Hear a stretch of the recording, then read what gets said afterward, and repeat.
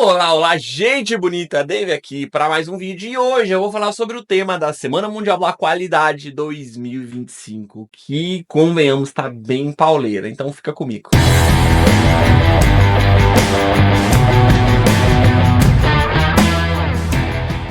Seguinte, galera, há algum tempo o CQI, né, o órgão mundial máximo aí de profissionais da qualidade, digo eu, junto com a ISO, né, mas a ISO é mais pro padrão, o CQI é pros profissionais, lançou o tema da Semana Mundial da Qualidade de 2025 e a gente sabe que o tema, ou os temas que o CQI aponta são sempre foco de muita atenção e são tendências que várias empresas, milhares de empresas ao redor do mundo seguem para a Semana Mundial da Qualidade. Cara, e eles sempre acertam muito. Dessa vez eu acho que não foi diferente, só que dessa vez o tema é bem pauleira, é bem complexo de ser trabalhado, na minha opinião. Se você me segue, você sabe que eu sempre lanço aí os conteúdos, os temas antecipadamente, quando assim que sai eu já envio, mas esse ano eu demorei um pouquinho, porque primeiro eu tô sem tempo também, tá bem corrido, e segundo porque esse tema eu acho muito complexo, ele é de longe o tema mais complexo aí dos últimos tempos, apesar de ser também um dos temas mais necessários dos últimos tempos, e é sobre isso que eu vou falar hoje, sobre um pouquinho da complexidade de falar sobre o tema na nossa área e, ao mesmo tempo, da necessidade de falar dele. E o tema, como você já deve ter visto, eu não tô enrolando para falar o tema de propósito, é que eu acho que você já deve saber, é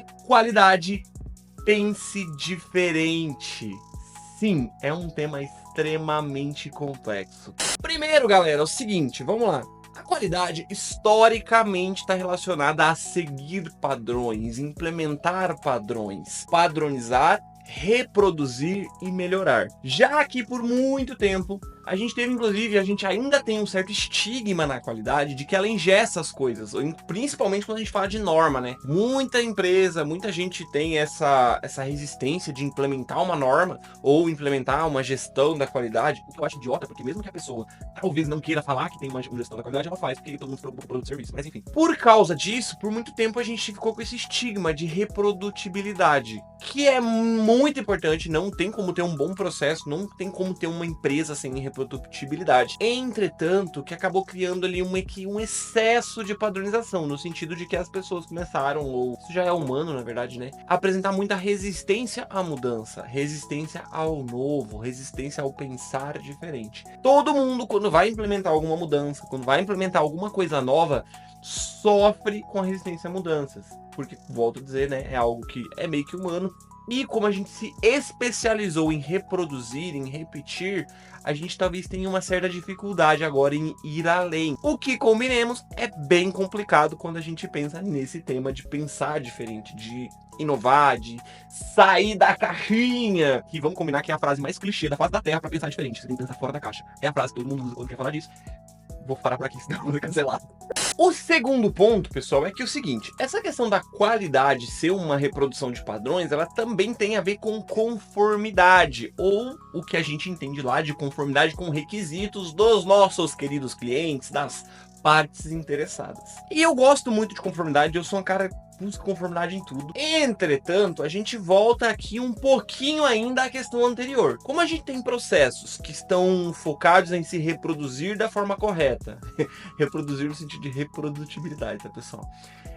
E tudo isso para alcançar a conformidade, a gente tende sempre a focar em atender aquilo que nos foi dito. E aqui a gente tem até uma diferença meio que histórica que começou a surgir aí, a gente fala muito, que é qualidade significa atender aos requisitos, enquanto excelência significa ir além. Então, se a gente fosse pensar nesse tema aqui, a gente estaria falando muito mais de excelência, ou seja, ir além, pensar diferente, revolucionar, inovar, trazer novidades, do que em qualidade, que a qualidade ela estaria focada apenas em atender ao cliente, atender aos requisitos que o cliente especificou. É mais ou menos assim, fiz o que me foi mandado. Entretanto, só fazendo um disclaimer antes de eu continuar, claro que a gente tem lá, por exemplo, na ISO 9001, algo que já nos faz ir além, que é o próprio foco da norma. A norma não está focada em satisfazer o cliente, em atender o cliente, mas ela está focada no contínuo aumento da satisfação, ou seja, sempre melhorar aquilo que já é bom. A partir disso, quando a gente junta os conceitos de reprodutibilidade e conformidade,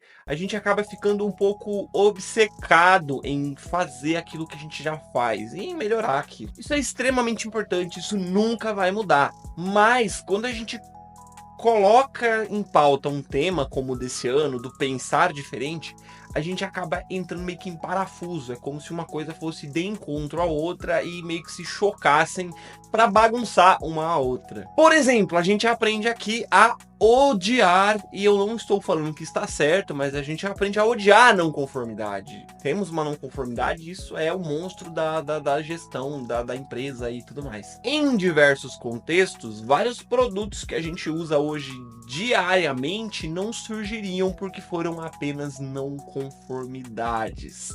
Por exemplo, os famosos post-its, que a gente tá voltado e rodeado deles. Quem nunca usou um post-it provavelmente mora em Marte. Eles foram acidentalmente descobertos lá enquanto a empresa tentava criar uma mega super ultra cola, só que eles acabaram criando aquela colinha anterior ali que vai atrás do post-it e ela se soltava muito rápido. Em uma análise rápida, em uma avaliação precipitada, aquilo simplesmente seria descartado para voltar a focar na conformidade, naquilo que a gente estava buscando inicialmente, ou seja, naquele produto super cola lá. Mas não foi o que aconteceu. E eles conseguiram ter um olhar diferente para aquilo que havia surgido, criando lá um produto extremamente vendido, extremamente utilizado hoje e que a gente pode falar que revolucionou muita reunião aí de brainstorming. Talvez hoje você tenha esquentado o seu almoço, ou você ainda vai esquentar o seu almoço em um micro-ondas, um aparelho que está presente em praticamente todas as casas hoje, ou na maioria delas. E ali também a gente tem algo que na verdade surgiu de uma não conformidade, de um errozinho. Um engenheiro da Raytheon, uma empresa de radares, descobriu lá que quando ele estava próximo de um radar em funcionamento, o chocolate no bolso dele derretia, e aí, ou derreteu, alguma coisa assim. E a partir disso ele começou a pensar em como usar essas micro-ondas não só da forma que eles usavam. Em um outro contexto, eles só poderiam criar lá um procedimento operacional padrão, dizendo que não podia levar chocolate no bolso quando você fosse trabalhar com radar. Mas, graças a Deus, ele pensou um pouco diferente e isso fez com que futuramente fosse desenvolvido o micro-ondas que esquenta o nosso papazinho do dia a dia. Super Bonder, aquela cola mundialmente usada aí para gambiarras, concertos improvisados e no artesanato, que deixa a mão toda grudando, também foi lá uma não conformidade ou foi um erro de projeto. A ideia lá, muito antigamente, da Mary Coover, a criadora, era criar uma super lente durante o período de guerra lá, Segunda Guerra Mundial. Entretanto, o que acabou surgindo foi essa cola extremamente pegajosa e, graças a Deus, eles não descartaram isso para tentar voltar. Eles aproveitaram isso para fazer um produto novo e algo que hoje também está presente e você encontra em qualquer supermercado. Mais uma vez, a gente tem alguém que, ao se deparar com um erro, uma não conformidade, com algo que não estava ou que não atendia os requisitos pré-estabelecidos, pensou diferente para criar um novo produto e algo que fosse interessante, útil e que ajudasse as pessoas enquanto pudesse ser vendido. Então, pessoal, o que eu gostaria de dizer, o que eu gostaria de trazer para vocês nesse que, na minha opinião, é um dos vídeos mais desafiadores que eu já gravei, é falar sobre essa questão de entender que o pensar diferente, ele não é nenhum tipo de, meu Deus, mágica, mística, só quem pensa diferente é as pessoas que tomam chá de cogumelo. Não. Pensar diferente nada mais é do que tentar encarar as situações que a gente passa no dia a dia de uma forma talvez um pouco diferente. Ao invés de entender os erros, as não conformidades, aquilo que sai fora do padrão, como algo a ser perseguido e eliminado, como algo que a gente tem que evitar a todo custo, começar a pensar, começar a entender isso como uma possível oportunidade de melhoria. Esses produtos que eu trouxe são apenas alguns exemplos, tá, de coisas que saíram fora do padrão, saíram fora de conformidade, que não atendiam aos requisitos previamente estabelecidos, usando o nosso termo, nosso jargão da qualidade, e lá no final acabaram se tornando sucessos gigantescos que estão presentes no mundo todo. Nesse caso, o pensar diferente é só uma forma de reinventar, reinterpretar, repensar o mundo. E é isso que a gente tem que entender e fomentar nas pessoas ao nosso redor. Aqui a gente passa por algo lá que mais uma vez volta lá atrás, que não é nem algo novo, que é um dos princípios do Deming, né, que fala sobre eliminar o medo.